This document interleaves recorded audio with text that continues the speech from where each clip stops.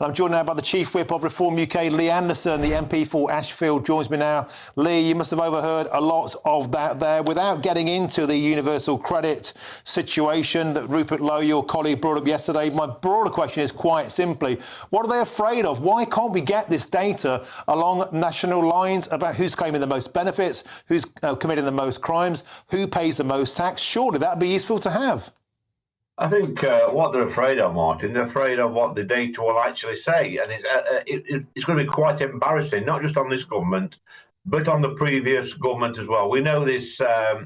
We know there's all sorts of crime statistics out at the moment, but they won't actually give us the ones that the people are requesting, Martin. It's same with the benefits. It's same with how much is being claimed by people that's not been in this country very long at all. And I'll tell you what, Martin, there'll be some pensioners sat here watching this tonight who's just had their winter fuel payment taken away from them after putting a shift in for the last 50 years in this country. They'll be looking at these figures and it's absolutely astonishing. And they're going to think to themselves, was it all worth it, Martin? Putting a shift in day out, all those years, people can just arrive here and take hundreds of millions, billions of pounds out of the system which these people have paid into.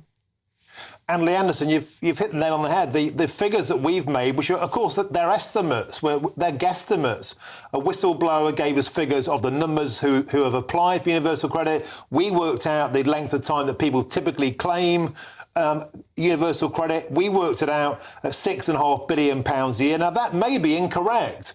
And that's why we've been saying to the Department of Work and Pensions, so if we're wrong, what's the true figure? And Lee, they're telling us they don't have that information. Do you believe that? Do you think this information isn't collected? And if it's not collected, why not?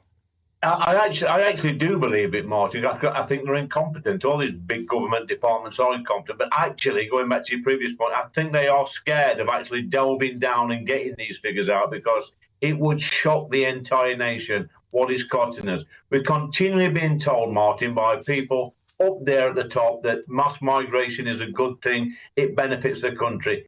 Anybody with an ounce of common sense can see that it doesn't. We've got people coming into the country who are not net contributors. They're takers. They're takers from the system. A system, by the way, which people like your parents, my parents and ourselves have paid into all our lives to build up our public services, and we're just giving all that away to people that come into this country that's never paid a penny into the system in their lives.